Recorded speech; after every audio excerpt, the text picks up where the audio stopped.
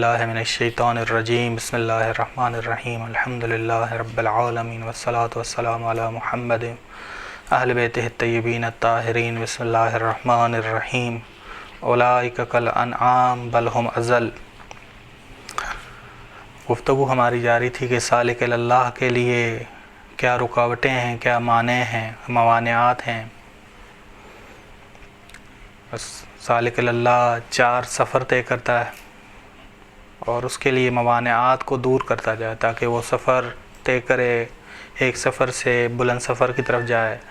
اور سفر میں جیسے اسماء حسنہ کی سیر ہے تو اسماء حسنہ کی باقی سفر کی انتہا ہے، لیکن اسماء حسنہ کے سیر میں انتہا نہیں ہے۔ یہ ہماری گفتگو ہو چکی ہے۔ اگر خداوند عالم نے فرشتوں کے فضائل ذکر کیے ہیں، کہا ہے کہ عباد مکرمون لا یسبقونہ بالقول وہم بامرہ یعملون، یہ فرشتوں کے فضائل ذکر کیے ہیں خداوند عالم نے کہ لا یعصون اللہ، کہ خداوند عالم کی وہ معصیت نہیں کرتے۔ ایسے فضائل سالک اللہ کے لیے بھی ذکر ہوئے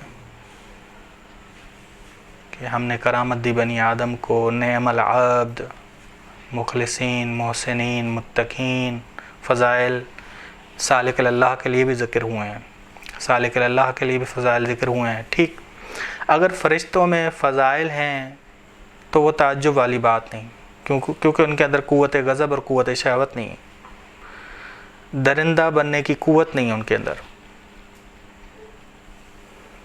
بس۔ لیکن مہم یہ ہے کہ انسان کے اندر فرشتے والے فضائل آ جائیں۔ یہ تبھی آئیں گے جب سالک اللہ بنے گا۔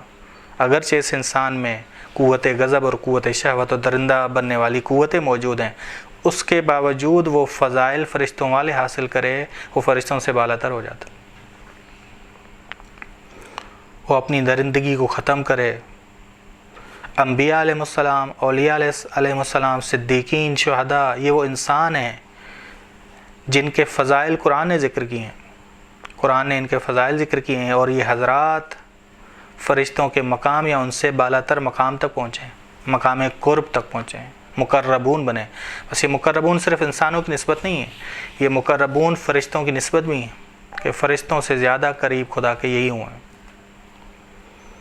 بس انسان کے پاس، انسان کے اندر بہت سارا سرمایہ ہے، لیکن اگر وہ اس کے باوجود، سرمایہ کے باوجود طبیعت کی طرف مائل ہو تو سب سے بدتر بھی بن جاتا ہے، لیکن اگر وہ ملکوت کی جانب مائل ہو تو ہر موجود سے برتر بھی ہو جاتا ہے، ہر موجود سے بلندتر ہو جاتا ہے۔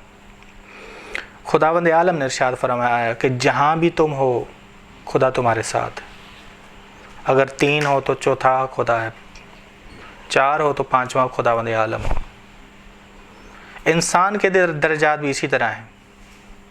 ممکن ہے ظاہری طور پہ وہ انسانی شکل میں ہو، لیکن معنوی طور پہ حکم حیوانات میں ہو، حیوانات کے حکم میں ہو، یا ممکن ہے کہ ظاہری طور پہ انسان ہو اور معنوی طور پہ وہ حکم جمادات میں ہو، یا ممکن ہے کہ حکم نباتات میں ہو، دنیا سے فریب کھانے والا ہو، بس دنیا سے فریب کھانے والا ہو۔ انسان اگر حق قبول کرنے میں سخت ہو جائے اور اس کا تعلق دنیا سے مضبوط تر ہو جائے، حق کو قبول نہ کرے، سخت ہو جائے، تو وہ حکم جمادات میں، وہ حکم جمادات میں کبھی انسان کی توجہ اپنے بدن، اپنے لباس کی طرف ہوتی ہے تو وہ حکم نباتات میں۔ پوری توجہ اگر انسان لباس کی طرف دے، جسم کی طرف دے، کبھی انسان چوپایا بنتا ہے، کبھی انسان درندہ ہوتا ہے، حیوانیت میں اتنا آگے بڑھ جاتا ہے کہ درندہ بن جاتا ہے، درندہ بن جاتا ہے، چوپائے پن سے بھی آگے چلا جاتا ہے، درندہ بن جاتا ہے۔ کہ قرآن کریم نے کہا اولئک کالانعام بل ہم اضل، یا فہی کالحجارہ، یہ پتھروں کی مانند ہیں یا ان سے بھی سختر ہیں، ان سے بھی سختر ہیں۔ بس سالک اللہ فرشتہ بنتا ہے، پہلے فرشتہ بنتا ہے، اس کے بعد مقرب بنتا ہے، مقرب بنتا ہے، فرشتوں سے آگے بڑھتا ہے، فرشتوں سے آگے بڑھتا ہے۔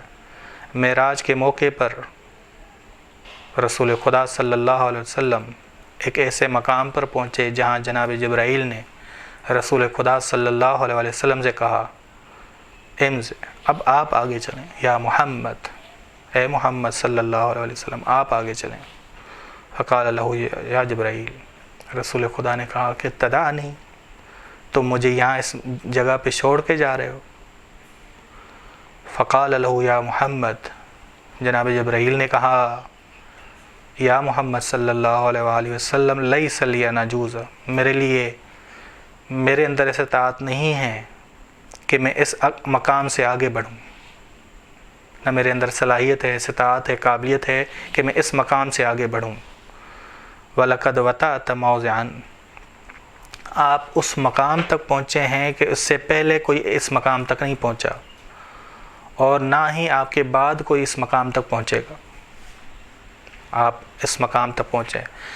اسی طرح سالک اللہ ایسے مقام تک پہنچتا ہے کہ فرشتے اس کے خادم ہو جاتے ہیں، فرشتے اس کے خادم، اگرچہ رسول خدا سب سے اعلیٰ ترین مقام تک پہنچے، اسی طرح سالک اللہ بھی ایسے مقام تک پہنچتا ہے کہ فرشتے اس سے بس پہلے اس کے سالک اللہ کے اندر فرشتے کی صفات آتی ہیں، اس کے بعد وہ مقرب بنتا ہے، فرشتے اس کے خادم بن جاتے ہیں، فرشتے اس کے خادم بن جاتے ہیں۔ کہاں سے یہ آئے گا؟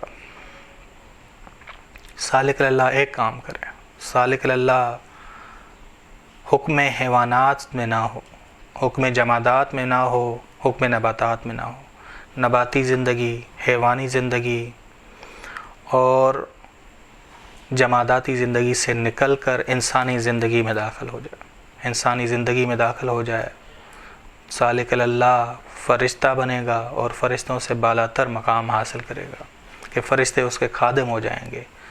خداوند عالم اس کے بھی فضائل وہی قرار دے گا جو فرشتوں کے ہیں، یا فرشتوں سے بھی فرشتوں کے لیے بھی کیا بن جائے گا؟ وہ شخص امام بن جائے گا۔ بس خداوند عالم سے دعا ہے کہ ہمیں توفیق حاصل ہو کہ ہم کم از کم اگر فرشتوں سے بلندتر نہ ہو تو فرشتوں جیسے تو بنے، فرشتوں جیسے تو بنے۔ جو فرشتوں سے بلندتر حضرات ہیں محمد اور آل محمد، ان کی امامت اور ان کی نورانیت اور ان کی تجلی ہمارے دلوں میں داخل ہو جائے۔